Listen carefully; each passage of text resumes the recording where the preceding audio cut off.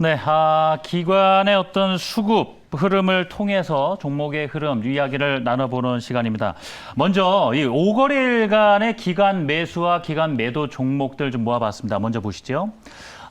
매수, 러브콜을 받은 종목들, 두산 에너빌리티, 하나솔루션, OCI, 한국가스공사, 한국카본까지 볼 수가 있겠고, 매도 쪽은 역시 카카오 그룹 쪽 흐름이 안 좋은데요. 맞아요. 카카오뱅크와 카카오, 그리고 셀트리온 헬스케어도 매도가 나왔습니다. 알테오젠, LG화학 이렇게 볼 수가 있겠는데, 자, 매수한 종목들, 두산 에너빌리티부터 하나씩 좀 말씀을 들어볼까요? 네. 두산 에너빌리티는 다들 아시겠지만 원전 관련된 종목이 있잖아요. 네. 최근에 이제 정부에서 계속 원전 관련된 이슈거리를 만들어내고 있고 이번에 새로운 또 부서를 만들어내면서 수출 금액에 대한 지원 범위를 늘리겠다라고 발표를 했습니다. 그래서 33억에서 100억까지 늘리는 한 3배 정도 늘리겠다라고 하는 이슈가 있었고 최근에 또 원전 관련된 수출 얘기도 굉장히 많아지고 있는 상태이기 때문에 그렇다면 뭔가 또 신재생 관련해서 원전 관련 쪽이 좀 정부에서 드라이브를 걸고 있는 것이 아닌가. 그래서 기관들도 계속 매수를 하고 있는 이유가 뭔가 또 뒤에 나올 만한 이슈거리가 있지 않을까 이렇게 또 추정이 되면서 두산 에너빌리티를 원전 대장주로서 좀 매수를 하고 있는 걸로 추정이 되고 있습니다.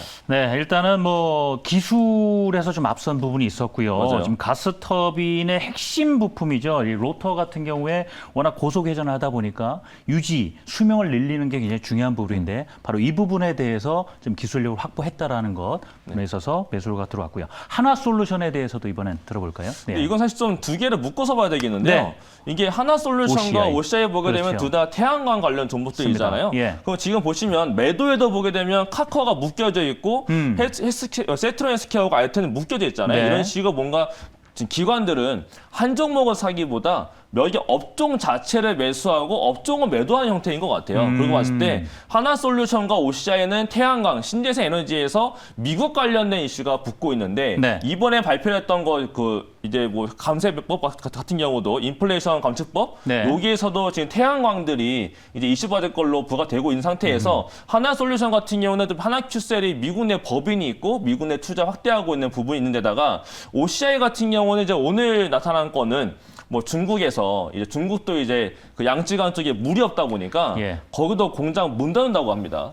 지금 유럽도 문 닫고 네. 중국도 문 닫고 네. 그러면 전세가 난리인데 그런 상황에서 중국 내 폴리실리콘에 좀 문제가 생기지 않겠느냐. 그러면 당연히 OCI도 폴리실리콘을 만드는 기업이니 그 OCI가 당연히 수혜를 가장 크게 볼 것이기 때문에 OCI가 오늘은 부과받은 이유는 그거였고요. 네. 일주일 동안 5거래 동안 매수했던 이유는 결국엔 미국 내 수혜 받을 수 있는 것들. 그래서 태양광들 결국 신재생 쪽이 결국 지금도 대장 역할을 하고 있기 때문에 대장 업종을 기관들이 ETF 담듯이 바스켓에 담은 것이 아니었나 이렇게 보여집니다. 네, OCI 아까 저 탑픽 종목으로 대해서 설명을 좀 드렸었는데요. 자, 이번에 다음으로 넘어가죠. 한국가스공사. 전 세계적으로 지금 뭐 천연가스 이야기가 계속해서 나오고 있거든요. 맞아요. 네, 그런 관점에서 기관에서도 계속 담고 있는 걸까요? 네, 오늘도 보게 되면 예. 상업펀드하고 연기금이 굉장히 세게 담아놨거든요. 네. 그런 거 봤을 때 계속적으로 천연가스가 문제가 되고 있고 그다음에 미국도 그렇고 영국이나 네덜란드 가스 같은 게 계속 올라가다 보니까 결국 전 세계적으로 가스 확보전에 대한 전쟁이 거의 나타나고 있는 상태인 것 같아요. 그러다 보니까 한국 내에서는 아무래도 한국가스공사가 그런 역할을 많이 하고 있다 보니까 가스 관련 대장을 보기보다 기관들은 테마 종목들보다는 결국에는 좀 실적이 있거나 좀 무게가 있는 종목을 담기 때문에 그래서 아마 기관들이 픽한 종목은 결국 한국가스공사가 되지 않았을까 이렇게 말씀드릴 수가 있겠습니다. 네, 자 한국가스공사 봤고요. 이제 한국카본 남아 있습니다. 한국카본은 글쎄요 어떤 이슈에 좀 주목을 해서 시장에서 관심을 가지고 있는 걸까요? 최근에 조선 관련주 결국은 또 가스하고 또 이어지는 부분 되겠는데요. 네. 가스가 불거지게 되니까 결국에는 LNG를 운반할 수 있는 LNG 선도 같이 부과되고 있는데 네. 한국카본 같은 경우는 그 LNG 선을 만드는 것, 결국 그 안에 들어가는 본행제를 만드는 핵심 기업이 됩니다. 두 기업이 있죠. 동성 화인텍과 한국카본 두 군데가 있는데 한국카본 같은 경우는 수주잔고가 5년 내 최고치라고 합니다. 와우, 예. 그러면 당연히 주가는 이제 올라가야 되는 거고요. 그 다음에 2분기 실적은 별로 안 나왔지만 3, 4분기부터는 이젠 진짜로 실적이 찍힐 걸로 전망되고 있기 때문에 조선주도 안에서 당연히 이제 잔고가 높은 한국카본이 올라가고 있는 것이고 또 하나가 동성 화이트텍과 다른 점이 이게 본행제가 두 가지가 있어요. 마크3라는 게 있고 NO96이라는 게 있거든요. 네. 근데 이제 그 동성 화이트텍은 마크3 쪽만 담당하고 있는데 원래 한국카본도 마크3만 담당하다가 이번에 이제 올해 보게 되면 대우조선 해양 쪽에서 나타난 거 이제 NO96이라는 게 있습니다. 그런 것들 새롭게 수주를 해내면서 이제 수주를 더 받을 수 있는 모멘텀이 더 커져 있거든요. 그렇기 때문에 한국카본이 신고가를 계속 올라가면서 보여주고 있는데 그러다 보니까 기관들도 동성 화이텍보다는 한국카본을 조금 더 많이 담고 있는 것이 아닐까 이렇게 말씀드릴 수가 있겠습니다. 그래서 이런 종목은 좀 흐름이 계속 좋다 보니까 맞아요. 도대체 들고 계신 분들은 마음 편하게 언제까지 가져가야 될지 어떤 실질적인 매매 전략에 대해서 되게 망설이게 되거든요. 맞아요, 맞습니다. 근데 최근 보게 되면 에너지 사태가 쉽게 끝날 것 같지는 않아요. 네. 그렇기 때문에 계속 저는 증시가 시속 게임을 할 것 같습니다. 에너지가 올라갈 때는 IT 반도체가 내려가다가 아니면 또 이번에 다시 한번 에너지 조금 안정세를 보여주게 되면 에너지는 멈춰져 있는 상태에서 IT 반도체나 2차 전지가 올라가는 이런 게임이 될 것 같거든요. 근데 그런 상황에서도 한국카본이나 이런 에너지 관련 종목들은 실적이 이제 발생되기 시작한 종목들이기 때문에 예. 그냥 목표가를 두기보다는 계속 그냥 일단은 들고 가보시다가 추세적인 대응으로 보시는 게 더 좋지 않을까 이렇게 말씀드리겠고요. 예. 다만 이제 신규 접근은 네. 지금 고가에 들어가기엔 사실 좀 부담스럽긴 할 것 같아요. 좀 조정이 된다면 네, 그렇죠. 네, 그때 조정이 들어가는 된다면 걸로. 들어가든지 아니면 분할 매수할 자신이 있다면 예. 분할 매수로는 가능하지 않을까 이렇게 말씀을 드리겠습니다. 알겠습니다. 자, 이제 매도 종목 쪽으로 가보겠습니다. 사실 투자하면서 리스크 관리도 굉장히 중요합니다. 맞아요. 근데 카카오 그룹주 같은 경우는 특히나 우리 개인 투자자들이 저가 매수에 나선 분들이 상당히 많습니다. 이 두 종목 묶어서 한번 좀 말씀을 주시면 좋겠어요. 이게 네. 카카오뱅크는 믿고 있던 국민은행까지 이제 예. 블록딜을 해버리면서 네. 주가가 내려갔잖아요. 그러면서 카카오 같은 경우 같이 또 자본이 생기고 있는 상태에 있는데 이게 사실 저는 약간 좀 저하고 좀 관점이 다르신 분은 뭐냐면 저는 리스크 있는 거를 별로 안 좋아하거든요. 네. 제가 들고 있다가 리스크가 발생되면 네. 저는 제가 들고 있던 포인트가 깨진 거기 때문에 저는 매도를 치는 사람인데 과감히. 오히려 이제 리스크를 과감하게 담았다라는 얘기가 되는 것 같아요. 예. 근데 그거는 지금 과연 옳은 판단이니까 나중에는 이제 결과론적으로 봐야 되겠지만 지금 상태에서 카카오와 카카오뱅크를 굳이 담을 이유가 있을까를 본다면 저는 이것보다는 다른 쪽으로 보시는 게 좋지 네. 않을까 이렇게 말씀드리겠습니다. 들고 계신 분들은 어떻게 해야 될까요? 들고 계신 분들은 일단은 버텨봐야죠. 버텨보다가 한 달 안에 종목이 크게 움직이지 않는다면 그냥 시장이 조금 더 좋아질 수가 있으니까 네. 그때는 종목 교체를 보시는 게 더 좋을 것 같습니다. 알겠습니다. 오늘 또 수급주도 봐야 되니까 혹시 남은 이 세 가지 종목 중에서 특징적으로 좀 하나 짚어주실 종목이 있을까요?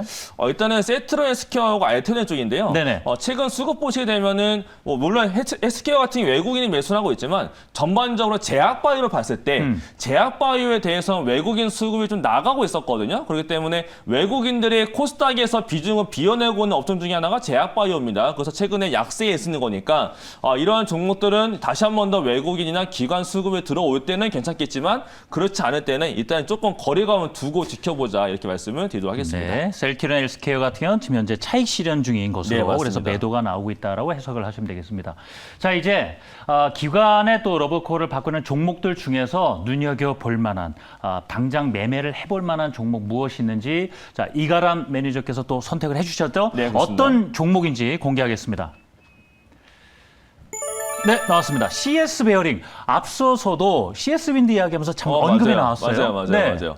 근데 사실은 오늘 기관들의 강력한 매수가 붙은 거는 이 종목 말고 원래 다른 게 많았거든요. 근데 그러한 종목들은 너무 고가에 있어요. 네네. 그렇기 때문에 너무 고가에 있지 않으면서 기관들의 매수가 들어온 종목으로 선정한 게 CS 베어링입니다. 일단 연기금이 지난번에 매수가 세게 한번 들어온 다음에 네. 매도가 안 나타나고 있죠. 매수만 들어오고 나간 흔적이 없습니다. 일단 근데 홀딩을 하고 있고. 그 상황에서 상업펀드가 연기금이 오. 샀네? 예. 바톤 터치해가지고 상업펀드가 지금 3거래 연속 먹어가고 있어요. 상당히 적극적이네요. 그렇죠. 예. 특이한 거 뭔지 아세요?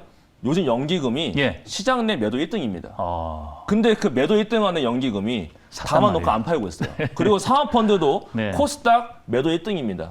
안 팔고 사고 있죠. 이유가 있겠죠. 그렇죠. 그런 이유가 뭔가 있지 않을까. 네. 그게 추정은 되면서 이 종목을 선택하게 됐습니다. 그럼 이제 분석에 들어가 보죠. 그렇죠. 이제 네. 포인트가 뭐가 있느냐. 네. 이제 이 종목 같은 경우는 아시겠지만 풍력 관련 종목입니다. 근데 풍력 발전기 안에서도 블레이드라고 해서 날개 모양 아시죠? 날개하고 그다음에 피치 베어링하고 요 베어링하고 해가지고 이 풍력기 안에서 이제 조합하는 것들 날개와 앞에를 붙이는 거, 그다음에 본체와 위에 있는 본체를 붙일 때 쓰는 게 베어링인 건데 네. 그걸 만드는 기업입니다. 근데 국내보다는 미국 쪽 매출이 커요. 제너럴 일렉트릭. 그렇죠. 예. 제너럴 일렉트릭의 핵심 파트너인데 매출 비중 자체가 굉장히 큽니다. 그리고 요 제너럴 일렉트릭 안에서도 점유율이 40% 차지하고 있어요. 예. 그러면 이번에 이제 인플레이션 관련된 것들 여러 가지 봤을 때 이번에 이제 미국발 물론 이제 아쉬운 거는 미국 법인이 없습니다. 그 조금 아쉽긴 해요. 네. 근데 지금 시장 자체가 미국 쪽이기 때문에 지금 미국에 관련된 이슈가 좀 붙을 것 같고요. 네, 3분기에는 국내 공장은 철수라고 네. 오히려 4분기에 베트남 공장으로 다 넘어갑니다. 왜 넘어가느냐? 바로 흑자 기대감. 이게 지금 베트남 법인이 국내보다 10% 이상 영업 마진을 잘 낼 수 있다고 해요. 그러면 기업이기 때문에 당연히 영업이익을 잘 내는 방법을 선택을 해야겠죠? 제가 또 자료 준비해봤습니다. 네. 네, 자료 보시면 베트남 법인의 생산 능력 캐파인데요. 22년도는 한 6,500 정도로 나타나고 있죠? 근데 계속 늘어나서 네. 내년입니다, 바로. 점프를 해서 8,000까지 늘어나요.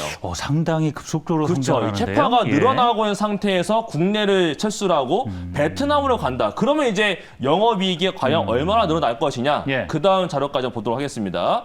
영업이익을 보게 되면 최근에는 영업이익 자체가 떨어지고 있었죠. 그렇네요. 21년도입니다. 22년도, 내년도입니다. 지금 잘 안 보이실 텐데 요만큼 있어요.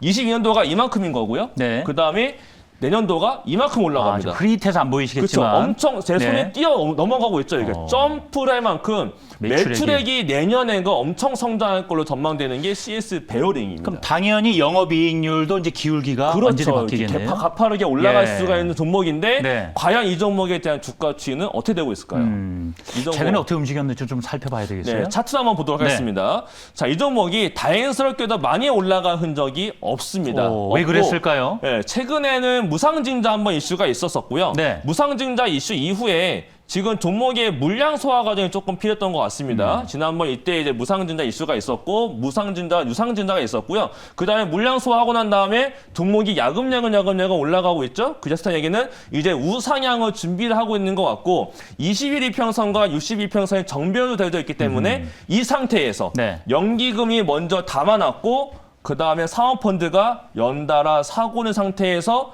증시가 빠지는데 종목은 우상향으로 올라가고 있는데 내년도부터 이제 4분기부터 이제 베트남 공장에 돌아갈 거기 때문에 4분기부터는 흑자로 돌아설 수가 있다. 네. 거기다가 내년부터는 매출도 올라갈 수 있기 때문에 앞으로 뭔가 우상에 대한 기대감도 가져가 봐야 되지 않을까 이렇게 네. 말씀을 드리도록 하겠습니다. 네, 통상 말이죠. 저희가 제조업 같은 경우에 매출처 다변화도 되게 중요하다고 하잖아요. 맞아요. 근데 지금 이제 주요 매출처 제너럴 일렉트릭 한 곳에 지금 집중이 돼 있다라는 거에서는 혹시 리스크 아닌가요? 이런 질문이 있을 수 있어요. 맞아요. 리스크일 뻔했습니다. 예. 다행스럽게도 매출 다변화를 하고 있어요. 어떻게 하고 그래서 지금 있습니까? 베스타스라고 해서 네. 세계적인 풍력 관련된 기업이죠. 베스타스도 이번에 지금 테스트를 하고 있는 걸 내져 있고요. 확정은 아닙니다만은 이제 들어갈 걸로 기대감이 있기 때문에 아마 내년도부터는 매출 다변화도 되면서 제너럴 일렉트릭에 대한 매출 기여도가 낮춰지고 베스타스와 다른 기업도 높아질 거기 때문에 네. 그 매출에 대한 부분 리스크는 내년도에 해소가 될 걸로 기대가 또 되고 있습니다. 그래서 내년에 대한 매출 신장에 대한 기대로 기관, 특히 사모펀드 같은 경우에 계속해서 좀 모아가는 단계인데 그렇죠. 맞습니다. 눈에 띄는 아직 움직임은 없습니다. 맞습니다. 그죠? 네. 그래서